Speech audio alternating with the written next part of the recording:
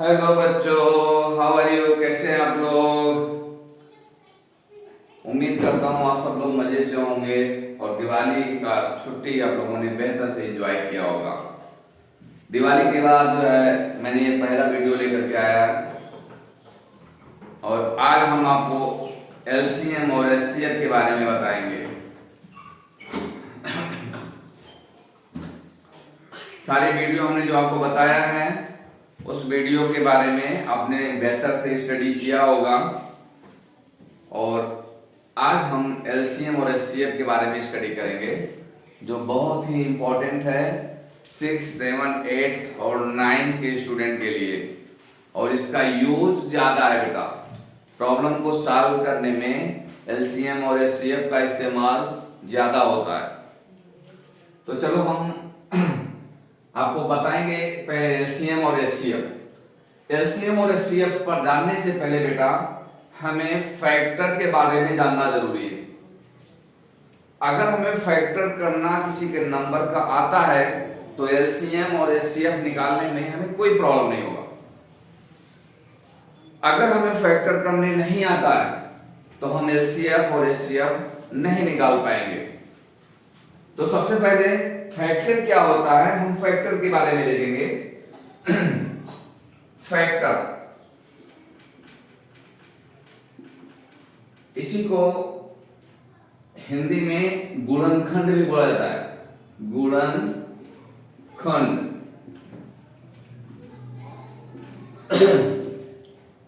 गुणनखंड हिंदी में बोलते हैं फैक्टर को।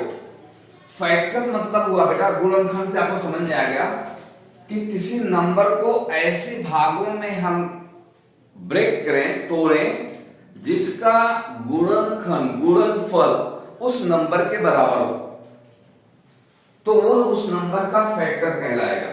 एग्जांपल के लिए मेरे पास में एक नंबर है 16 को मैं 2 इंटू 2 इंटू 2 इंटू 2 लिख सकता हूं। कोई डाउट क्या? तो ये गुणनखंड है, एक खंड एक गुणे के रूप में माने मल्टीप्लिकेशन के रूप में लिखे हुए। अगर मैं इसको मल्टीप्लाई करूं तो 2 2 जा 4 2 जा 8 2 जा 16 ही होगा। मेरे पास 8 एक नंबर है, इसको मैं अगर तोड़ूं तो 2 इंटू 2 इंटू 2 लिख सकते हैं। इसी तरह से मेरे पास में एक नंबर है 9 एग्जांपल के लिए, तो इसको मैं लिख सकता हूं। और देखो ये भी ऐसा हम लिख सकते हैं बेटा कि 1 भी सबका मल्टीप्लिकेशन में आता है। 1 भी एक ऐसा नंबर है जिसको किसी भी नंबर से हम मल्टीप्लाई करते हैं तो वैल्यू में कोई फर्क नहीं पड़ता है। बट कभी इस 1 का इंपॉर्टेंस होता है, इस वजह से मैंने यहाँ पे शो किया। अभी जैसे हम आगे जब क्वेश्चन सॉल्व करेंगे एलसीएम और एचसीएफ पढ़ेंगे तो 1 का इंपॉर्टेंस आपको वहां पे दिखेगा। 9 है, 9 को मैं लिख सकता हूं 1 इंटू 3 इंटू 3। तो ये जो इसके फैक्टर्स हैं इनका जो मल्टीप्लिकेशन है वो 9 के इक्वल है, 8 के इक्वल है, 16 वैल्यू में कोई फर्क नहीं हुआ। लेकिन हमने इस नंबर को छोटे नंबर से मल्टीप्लाई के फॉर्म में लिख दिया तो ये गुणनफल हुआ। अभी जब मैं एक्सपोनेंट बताया था आपको तो ये भी बताया था आपको कि इसी को हम 2 पे पावर 4 लिख सकते हैं, इसी को हम 2 पे पावर 3 लिख सकते हैं, इसी को हम 3 पे पावर 2 लिखेंगे।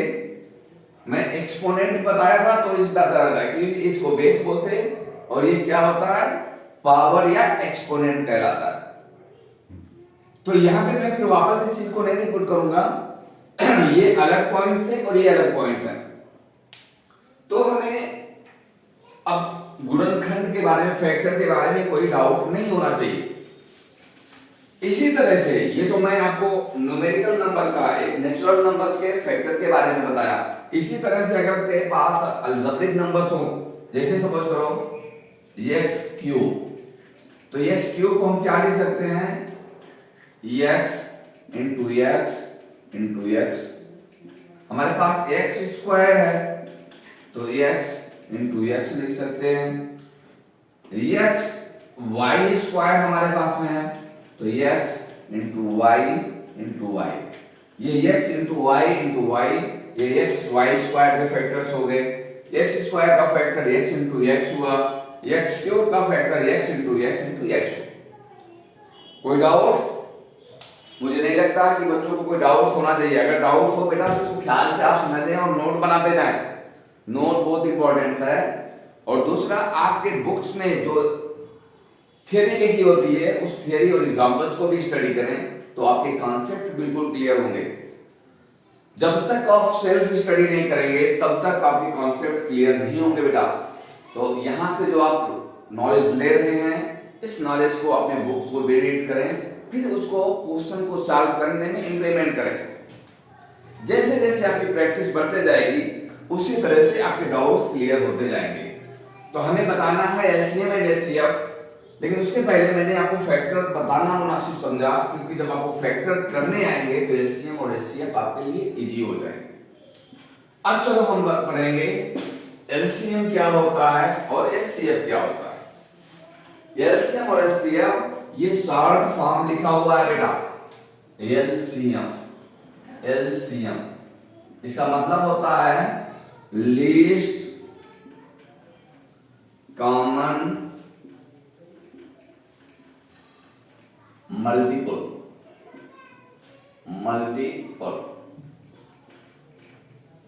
एलसीएम का फुल फॉर्म होता है लीस्ट कॉमन मल्टीपल और एचसीएफ का फुल फॉर्म होता है एचसीएफ का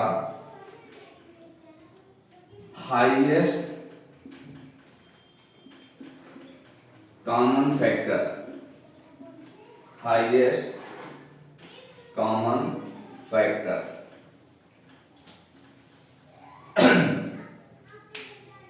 लीस्ट कॉमन मल्टीपल का मतलब क्या होता है बेटा कि वह छोटा से छोटा नंबर, इसी को हिंदी में हम बोलते हैं लघुत्तम समापवर्ग एंड महत्तम समापवर्ग। लीस्ट कॉमन फैक्टर को बोलते हैं लघुत्तम समापवर्ग, लघुत्तम समापवर्ग, और इसको हम बोलते हैं महत्तम समापवर्ग, महत्तम समापवर्ग। ये लघुत्तम समापवर्ग, महत्तम समापवर्ग। लीस्ट कॉमन मल्टीपल का मतलब होता है बेटा वह छोटा से छोटा नंबर जो गिवन नंबर से डिविजिबल होता उसको हम एलसीएम कहते हैं।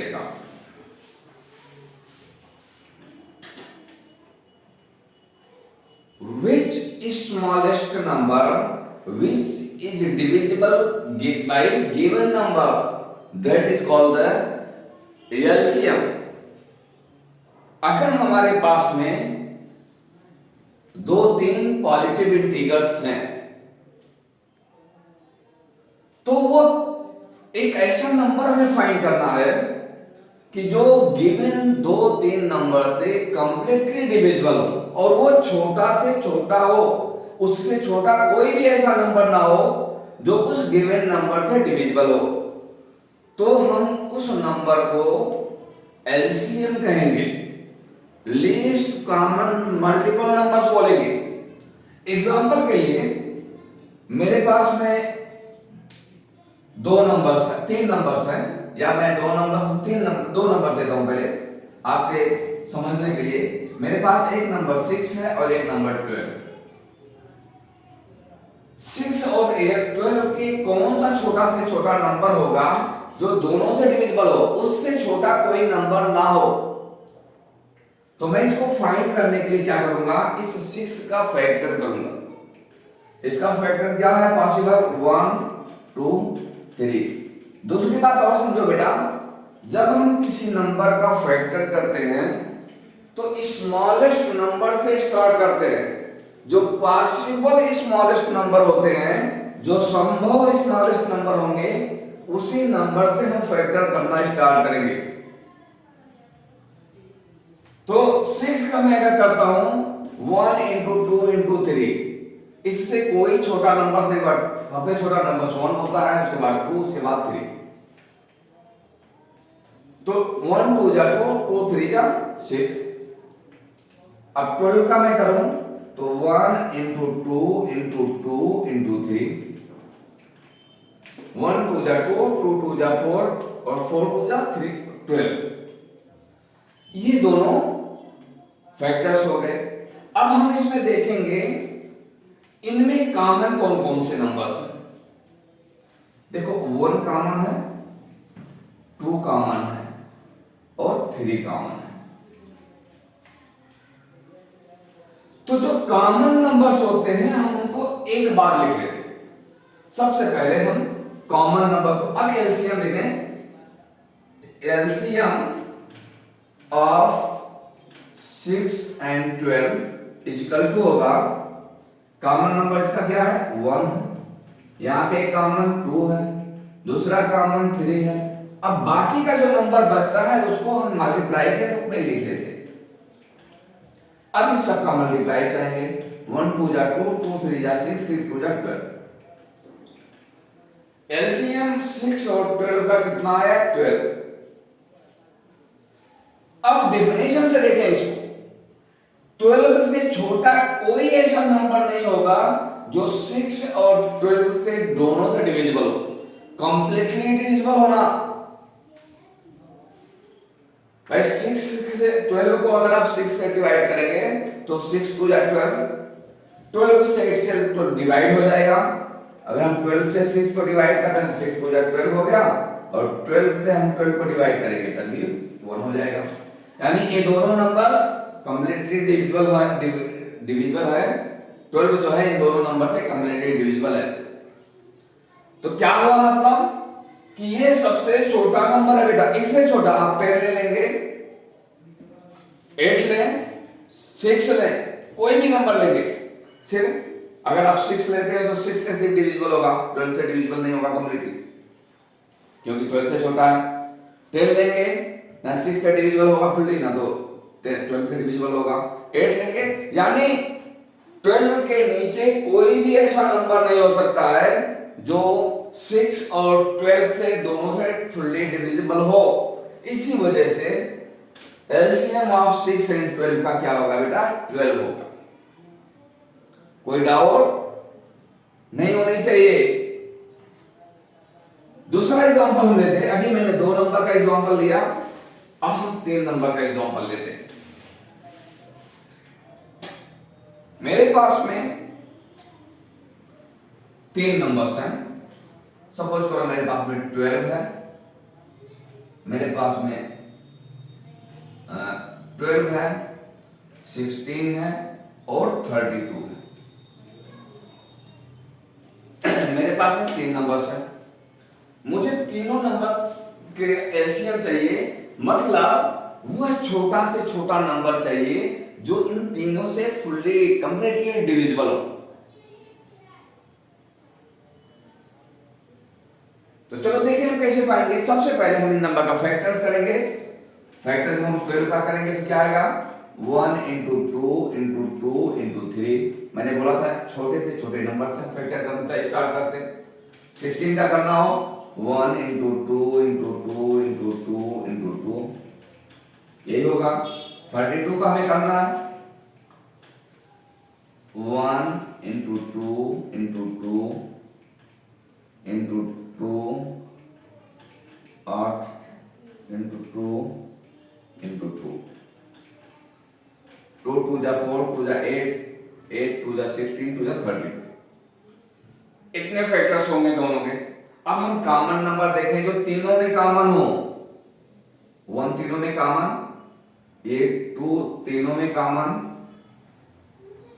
फिर 8 2 तीनों में कॉमन, फिर उसके बाद 8 2 2 में कॉमन, 8 2 2 में कॉमन।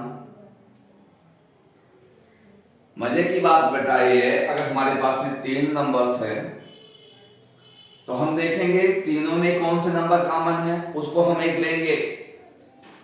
2 में कौन से एक नंबर कॉमन है, उसको भी हम एक लेंगे। और बाकी के बचे हुए नंबर भी हम मल्टीप्लाई के फॉर्म में लिख देते।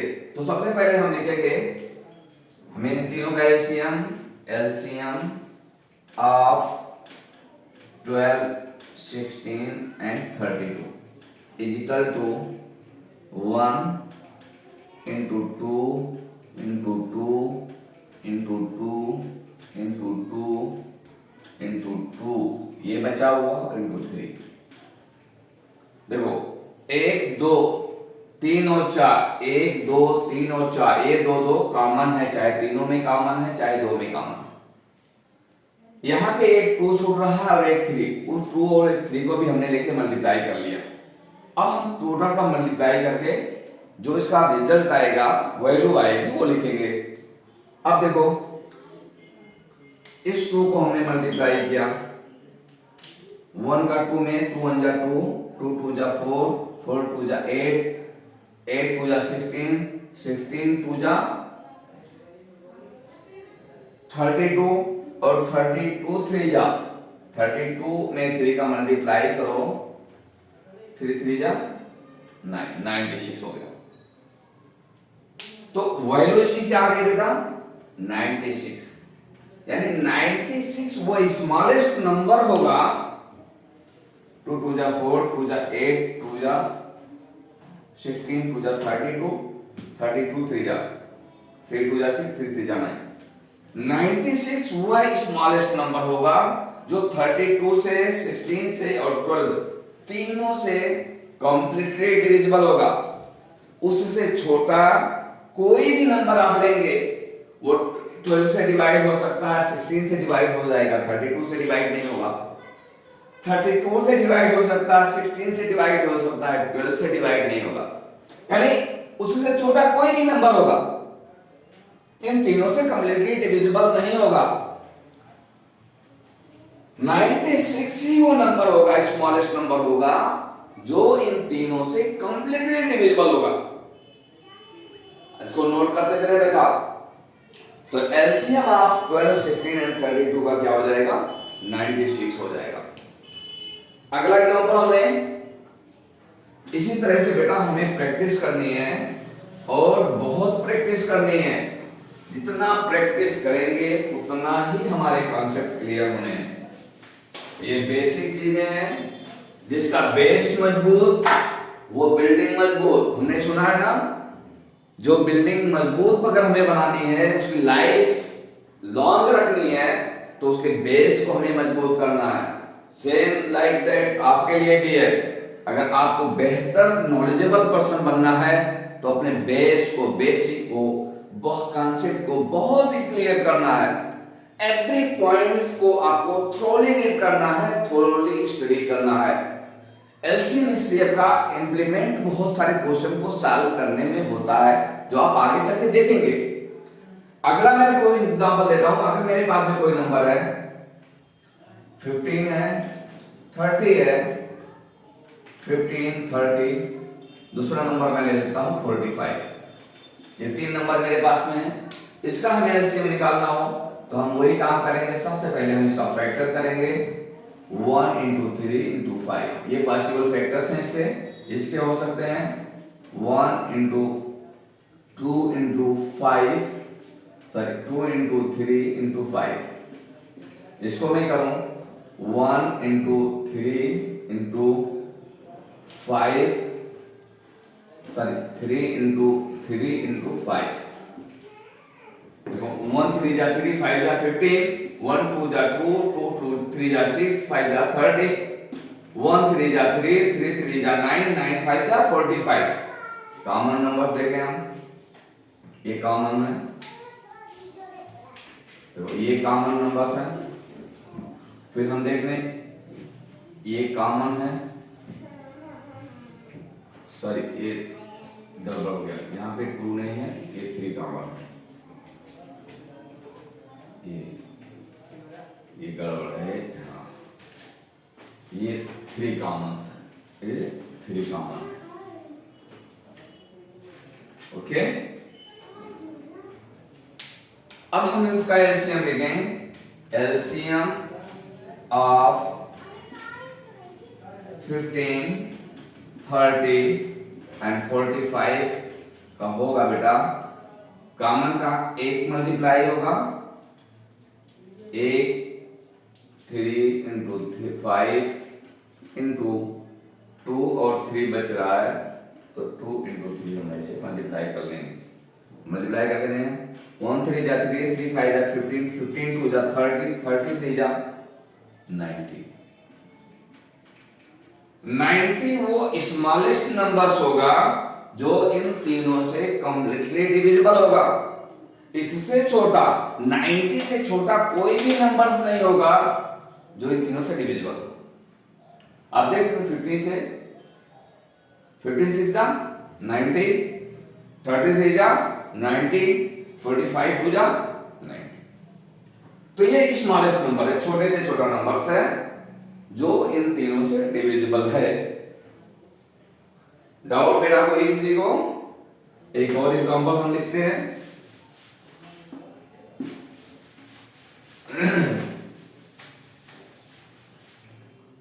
आप अपने टेक्स्ट बुक से जो जिस स्टैंडर्ड में होगा उस स्टैंडर्ड से उसको प्रॉपर प्रैक्टिस करें। अभी मेरे पास नंबर है 8, इस टाइप का होगा। अभी मेरे पास सपोज करो एक नंबर है 13, एक नंबर है 39, दूसरा नंबर है 52। अगर मेरे पास में ऐसे नंबर्स हैं, इसको मुझे अगर मल्टीप्लाई करना है तो हम क्या करेंगे, 1 इंटू 13, इससे और कोई फैक्टर नहीं हो सकता। 1 इंटू 3 इंटू 13, इसको अगर मुझे करना है तो 1 इंटू 2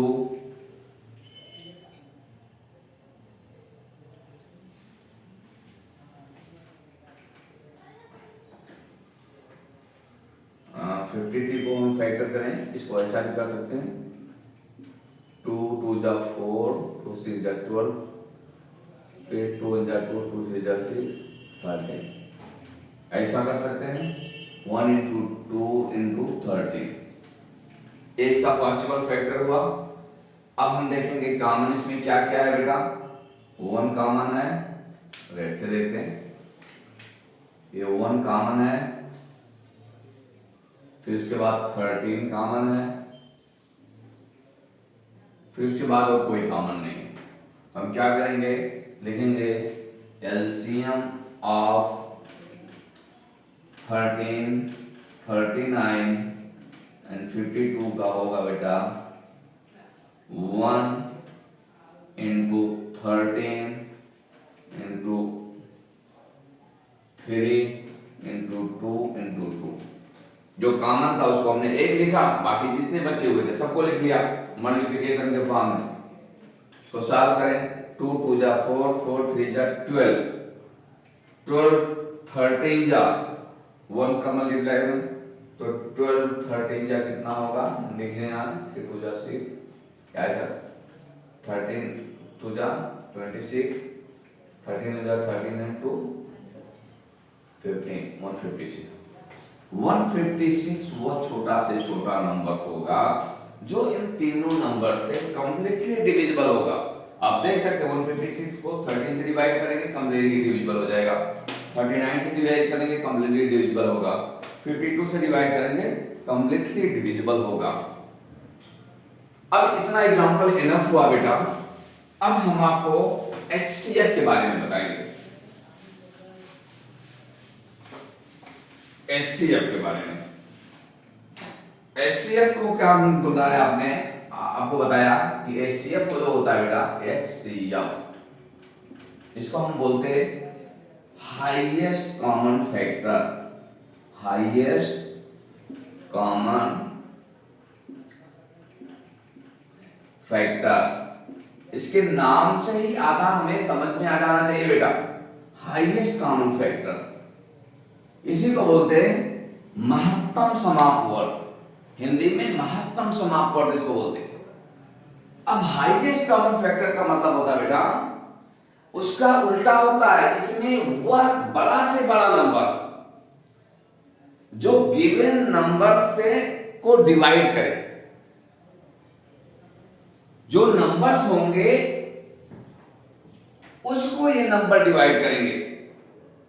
वहां पे हमने क्या लिया था, वो छोटा से जो छोटा नंबर जो गिवन नंबर से डिविजिबल था, यहां पे वो बड़ा से बड़ा नंबर जो गिवन नंबर को कंप्लीटली डिवाइड करे, वो नंबर हाईएस्ट कॉमन फैक्टर कहलाता है।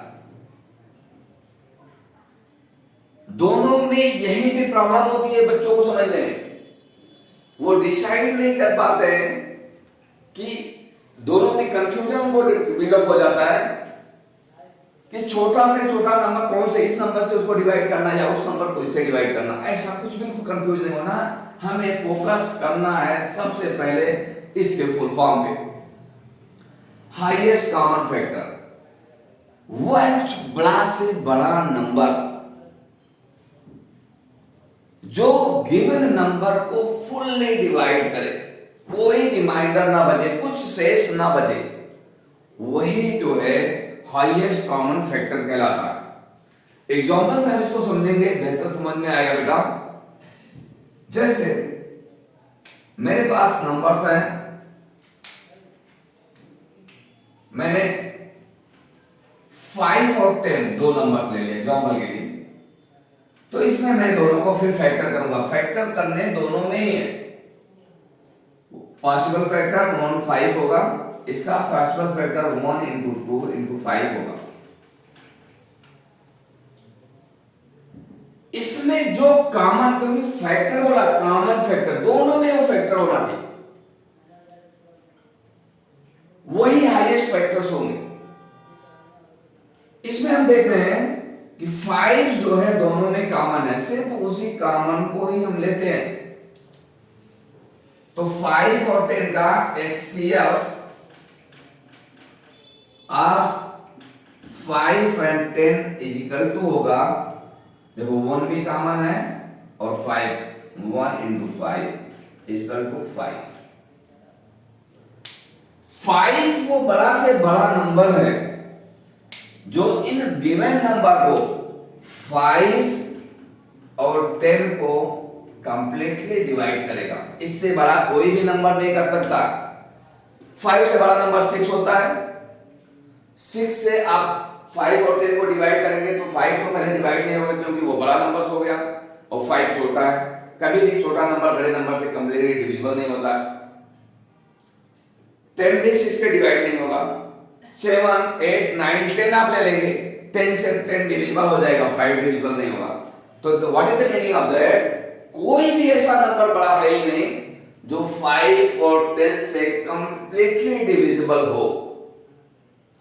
तो 5 is the biggest number of the given number which one completely divide of given number. दूसरा एग्जांपल हम समझे, 1 को मैं बार बार क्यों लिख रहा हूं उस फैक्टर के साथ में, इसका इंपॉर्टेंस है कहीं पे बेटा। सपोज करो मेरे पास एक नंबर 5 है और एक नंबर 7 है, दोनों का मुझे HCF निकालना है। तो 5 को 1 इंटू 5 में लिख सकता हूं, 7 को 1 इंटू 7, इसका दूसरे कोई पॉसिबल फैक्टर्स नहीं। इनमें कॉमन क्या बेटा 1 है। तो HCF ऑफ 5 एंड 7 क्या होगा बेटा 1 होगा। क्यों? क्योंकि 5 और 7 के फैक्टर्स में कोई भी कॉमन फैक्टर नहीं है। कॉमन का मतलब होता है जो फैक्टर इसमें भी हो वही इसमें भी हो। कोई डाउट बेटे? इसी वजह से जिसमें कोई दूसरा फैक्टर नहीं होता है उसमें 1 होता है, और 1 एक ऐसा नंबर है, एक ऐसा फैक्टर है जो हर नंबर को कंप्लीटली डिवाइड करता है और वैल्यू उसकी सेम आती है।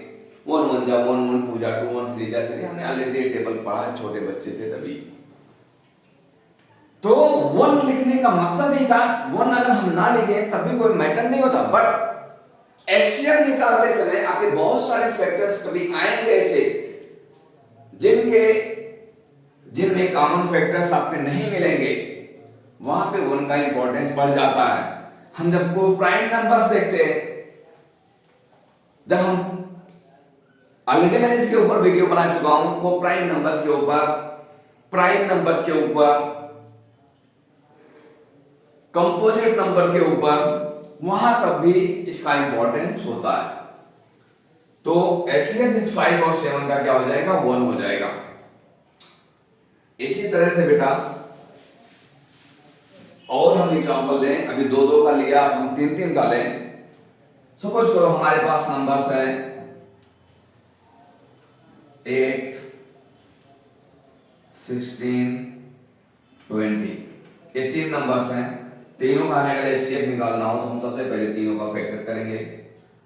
1 × 2 × 2 × 2, इसका हो जाएगा 1 × 2 × 2 × 2, इसका फैक्टर होगा 1 × 2 × 2 × 5। 1 2 जा 2, 2 2 जा 4, 4 5 जा 20, 1 2 जा 2, 2 2 जा 4, 4 2 जा 8, 8 2 जा 16, ए भी होगा बेटा, सॉरी गलत हो गया। 1 2 जा 2, 2 2 जा 4, 2 जा 8, ये नंबर्स हमारे आए। अब हमें इसमें क्या करना है बेटा, सिर्फ हमें कॉमन नंबर देखने हैं। एलसीएम में हम क्या करते थे, कॉमन नंबर को हम 1 लेते थे, बाकी सारे बचे हुए नंबर्स को हम लिख लेते थे, मल्टीप्लाई करते थे। लेकिन यहाँ पे नहीं, यहाँ पे सिर्फ हमें कॉमन नंबर पे ही देखने हैं। ये भी कॉमन है, ये भी कॉमन है, और जो कॉमन नंबर तीनों में हो, वहां पे हम 2 में भी कॉमन रहते थे तो 1 लिख लेते थे। यहाँ पे ऐसा नहीं बेटा, यहाँ तीनों में कॉमन होना कंपलसरी है, और सिर्फ हम कॉमन नंबर को ही कंसीडर करते हैं। तो हम क्या लिखेंगे बेटा, HCF of 8, 16 and 20 is equal to 1 × 2 × 2 is equal to 4। आप देखें यहाँ पे 4 वो बिगेस्ट नंबर होगा, हाईएस्ट नंबर होगा, जो इन तीनों को कंप्लीटली डिवाइड करेगा। 4 से बड़ा कोई भी नंबर इनको डिवाइड नहीं कर सकता। छोटा कर सकता है बट बड़ा नहीं। अब एग्जांपल समझ सकते हो, 4 से बड़ा 5 होता है, 5 20 को डिवाइड करेगा लेकिन 16 और 8 को डिवाइड नहीं करेगा। 6 ले लो, 6 तीनों को डिवाइड नहीं करेगा। 7 ले लो, नहीं करेगा। 8 ले लो, 8 को और 16 को डिवाइड करेगा, 20 को नहीं करेगा। 9 ले लो, किसी को नहीं। आप 10 ले लिए, 20 को डिवाइड करेगा, 16 और 8 को डिवाइड नहीं करेगा। इससे क्या साबित हुआ, क्या हमें पता चला कि 4 सबसे बड़ा नंबर है जो इन तीनों नंबर को कंप्लीटली डिवाइड कर रहा है, फुल्ली डिवाइड कर रहा है तीनों नंबर को। अगर छोटे की बात करें तो 2 है, 20 को भी 16 को भी। छोटे की बात है, हाईएस्ट कॉमन फैक्टर्स है, सबसे बड़ा फैक्टर होना चाहिए जो इन तीनों को डिवाइड करे। तो 2 जो है, सॉरी 4 जो है सबसे बड़ा कॉमन फैक्टर्स है जो इन तीनों को फुल्ली डिवाइड करेगा। कोई डाउट बेटा? मुझे मेरे समझ से तो डाउट नहीं आना चाहिए। अब मैं कुछ अलजेब्रिक नंबर के बारे में भी आपको एग्जांपल देके बता देता हूं, फिर मैं इस लेसन को फिनिश करता हूं और कुछ इसके ऊपर न्यूमेरिकल्स के लिए मैं स्पेशल एक लेक्चर लेकर के आऊंगा जिसमें न्यूमेरिकल्स के बारे में आपको बताएंगे। जो इस न्यूमेरिकल थोड़ा वर्ड प्रॉब्लम्स होंगे जो थोड़ा हार्ड रहेंगे, आपको समझने में वहां पे समझाएंगे कि हम कैसे एलसीएम और एचसीएफ का इस्तेमाल करके न्यूमेरिकल को हम सॉल्व करते हैं। इसका मैं थोड़ा अलजेब्रिक एग्जांपल एक दो दे देता हूं। जैसे हमारे पास में नंबर है x² है, दूसरा नंबर है xy² है। अगर मुझे इसका एलसीएम और एचसीएफ निकालना तो हम कैसे निकालेंगे? हम सबसे पहले करेंगे इसका फैक्टर 1 × x हो जाएगा। इसका फैक्टर मैं करूं 1 × x × y × इंटू वाई हो जाएगा। मुझे अगर इसका एलसीएम निकालना है, LCM of x square into x y square, तो मुझे कोई तकलीफ नहीं होना चाहिए, रूल्स वही है। हम देखें कॉमन कौन कौन सा है इसमें, ये दो कॉमन है, इसके अलावा बाकी कोई कॉमन नहीं है। तो जो कॉमन है उनको हम एक बार में लिख लेंगे, जो अनकॉमन है y इंटू वाई और एक x बचा है। फिर इसको हम मल्टीप्लाई करेंगे तो एक्स स्क्वायर वाई स्क्वायर, इसका एलसीएम हो जाएगा x square y square, x square से भी और एक्स वाई स्क्वायर से भी फुल्ली डिविजिबल होगा। अगर मुझे इसका एचसीएफ निकालना है, HCF of x square y square x y square, तो ये हो जाएगा एक ही कॉमन फैक्टर है 1 इंटू एक्स, यानी x, इसका एचसीएफ x होगा। x ऐसा नंबर है जो एक्स वाई स्क्वायर को भी कंप्लीटली डिवाइड करेगा और एक्स स्क्वायर को भी कंप्लीटली डिवाइड करेगा। तो मेरे ख्याल से इतना एनफ है बेटा एलसीएम और एचसीएफ समझने के लिए। आपको ये बेसिक समझना बहुत ही जरूरी था। अब हम इसके ऊपर नेक्स्ट लेक्चर में न्यूमेरिकल सॉल्व करेंगे, जो वर्ड्स प्रॉब्लम होंगे। नंबर्स तो आप बहुत इजीली सॉल्व कर लेंगे, बट वर्ड प्रॉब्लम में थोड़े कंफ्यूजन होते हैं, जिसको हम उसका तरीका आपको सॉल्व करने का बताएंगे। तो बच्चे, मैं फिर आपसे रिक्वेस्ट करता हूं कि आप लोगों का अभी छुट्टी एंजॉय किया है दीपावली का, अब एक बिल्कुल कंसंट्रेट हो जाओ अपनी पढ़ाई में, अपने फंडामेंटल का पूरा क्लियर कर दो। और जो जिसने हमारी वीडियो रेगुलर देख रहे हैं उनसे रिक्वेस्ट है कि उसको लाइक कर दें, सब्सक्राइब कर दें और अपने फ्रेंड्स ग्रुप में उसको शेयर कर दें। और किसी को कोई प्रॉब्लम हो, कुछ क्वेश्चन करना है तो कमेंट करके या मेल करके मुझे तो पूछ सकता है। जय हिंद।